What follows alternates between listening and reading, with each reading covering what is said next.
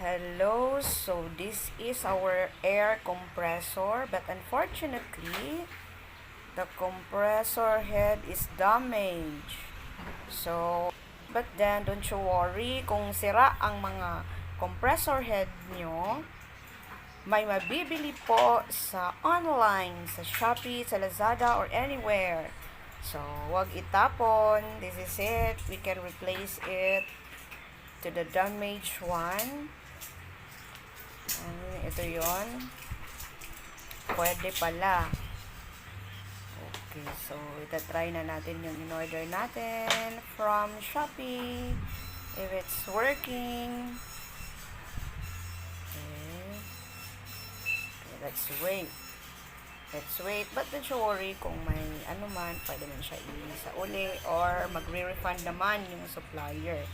Pero one thing for sure, we can replace the damaged compressor head, a new one. So, hindi pa rin siya masasayang. Yun.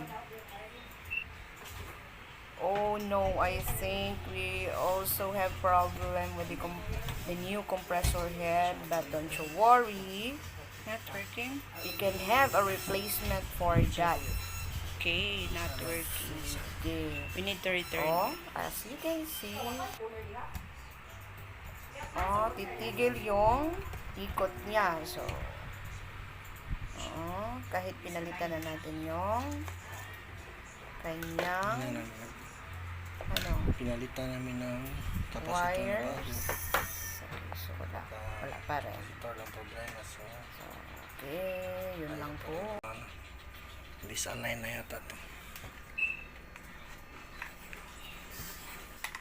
So, you return it to the seller since it's defective. Don't you worry, we can still fix it.